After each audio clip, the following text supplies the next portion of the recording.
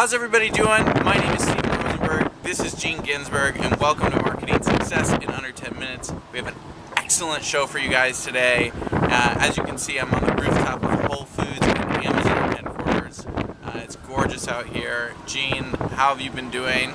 I've been doing really well, and I'm excited to talk about today's topic. So I want to talk about company culture and leadership, because I think this is a topic that's been, I think we've all have heard about it, and I've been reading a lot about it, I've been hearing a lot about it at conferences lately, and I feel like I'm in the process of my company of really defining what that is for my company, and of course it's very specific to each company, but I think some of the things that I want to share would be how, it's such a broad and vague, I think, topic, but a lot of times I get asked the question, well, how do you even define what it is? So I think you would want to start with your core values, your mission, and your vision for your company, and I think that a lot of that will drive your company culture as you are, as you've created the company vision, mission, and values. You'll find the right people to fill those seats that you need help with for your company and for the tasks and for the projects that you're working on. I would say a lot of it has to start with the hiring phase. So you want to hire people that have the right culture fit for your company, and I think it's important because sometimes that happens where maybe you might hire a person who might not be the best fit to your culture, and it really can drive your company down and drive morale down. So you really want to be careful about what kind of people you are hiring, because you want to make sure that, of course, you're hiring the people that would bring everybody up and lift everybody up at your company. What are your thoughts on that, Stephen? So I also think that it's just as important to fire quickly. So I know that sounds really harsh and brash, but I get what you're saying with the hiring, but I almost think it's more important your ability to fire quickly, because a lot of times people get stuck in a phase where you put all of this effort and energy into hiring someone, and for whatever reason, their fault, your fault, the company's fault, what month it is, whatever the fault is, they don't end up working out, but then you spend another 3, 6, 12 months carrying on this employee for a number of other reasons, and I think being able to fire more quickly can also be just as valuable as having different hiring skills. That's kind of my opposition, but I do think it is important to put in all the effort and energy into hiring. Yeah, and of course nobody really likes to fire people, no matter who we are and what kind of business leaders we are. Awful. Of course it sucks. So that's why I think I agree with you that if you did not maybe make the right choice with a candidate, perhaps that yes, perhaps the best thing to do maybe just is to part ways at that time. But I think, of course, that's why hiring is such an important process, because you want to make sure that it's not just that the person can do the tasks and can fulfill all the projects and everything, but that they also fit with your company culture and that they mesh well with the other people who are working for you. Because the last thing you want happen is for morale to be low because of just one person who might not be a good fit. But I also think one of the things that is important, as we're all of course in different stages of our company leadership. So some people maybe are just getting started and they're pretty much doing everything, and then some people are maybe a little bit more advanced as business owners, and some maybe for the most part have stepped away. But I think as I'm realizing as my company is growing, and I've heard that from other people, is that you as kind of the business owner become also the leader in the company, and you drive really what becomes your responsibility as you grow your company and it gets bigger is to drive the culture. That should really be your core, I don't want to say core competency, but really core responsibility for... It all falls on you. Yeah. It all falls on you. Because all of it. You can delegate other things. You can delegate your accounting, you can delegate your even core competency of your business to other people, to account managers, to directors, to C and B level positions, but really the company culture is where a lot of it is driven, actually all of it is driven from the business owner, because they were the person that created the company, so they created the mission and the vision and the values, and of course over time the company has grown. So of course having the business owner and the business leader drive that is really important. What are your thoughts on that, Stephen?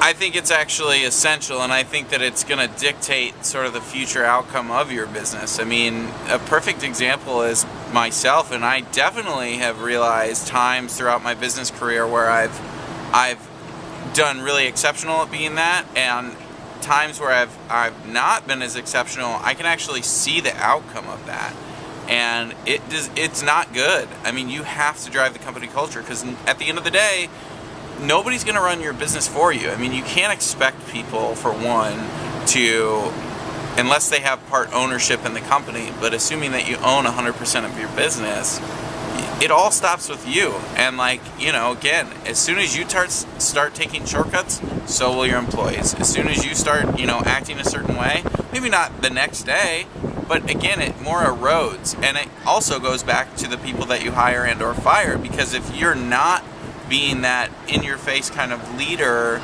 and leading the company culture, if you have someone that's not good, that should be fired, but is still around, you know, that almost, I refer to it as a cancer or a virus. You know, it just kind of spreads, and like, you know, it affects other people, and it just like, it can single-handedly end your business. It's just like a awful parasitic thing that you don't want sitting around your company or your company culture. It's kind of terrible talking about this one person as a parasite, but I guess I'm not talking about any single person. I'm talking about, you know, like sort of this facade that happened. You know, it's not about any single one person. It's just, you know, people can start up drama. People can start up.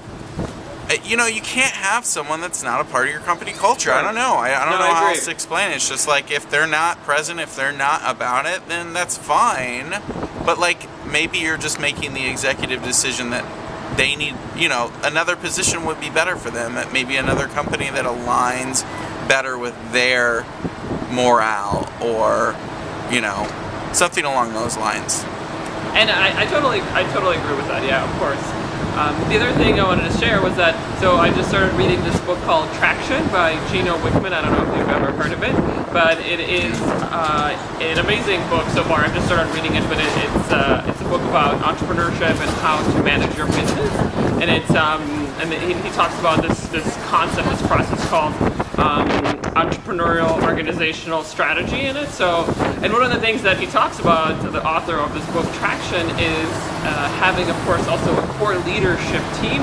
But not just that. Of course, you want your core leadership team to be, you know, in line with, of course, your core values and your mission and your vision. But also taking all of that and basically disseminating across to all of the other employees in your business. So basically having one voice, starting with you, the business owner, and then going across your leadership team and of course across all your employees. Kind of like, he equates it to like being kind of like parents, you know, like when you have a child, you know, the child might run to dad and ask him one question, and then might run to mom and ask him the same question, and might get different answers.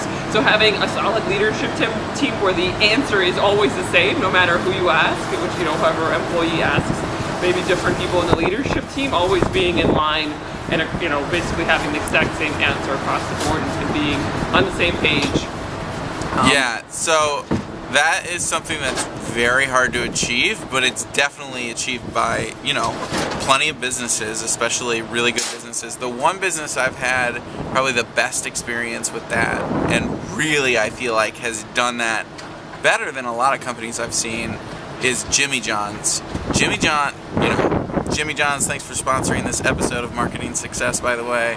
No, I'm just kidding, but Jimmy John's has done a phenomenal job of implementing that culture all the way down to the smallest of small details. And, you know, my experience with that, not going into, you know, any little details, I guess, about it, they've just done a phenomenal job at really being able to execute that culture all the way through, because they have so many different stores throughout the country, and every single one you go into, everything's the same. That's true. Yeah, consistency. And we talked about one of the consistency in one of our branding episodes, so if you guys haven't seen it, you should definitely check it out. So, any other last parting thoughts? No, I really appreciate everyone tuning in. Make sure you guys like and follow this. Let us know if you have any questions down below, and we'll be happy to answer them. And until next time, have a wonderful day. Thanks. Thanks so much for watching. We hope you'll continue to get involved and join us as we help you find success in your entrepreneurial journey. Please follow, like, and share with others who will find this beneficial. We'll see you on the next episode of Marketing Success in Under 10 Minutes with Stephen and Jean.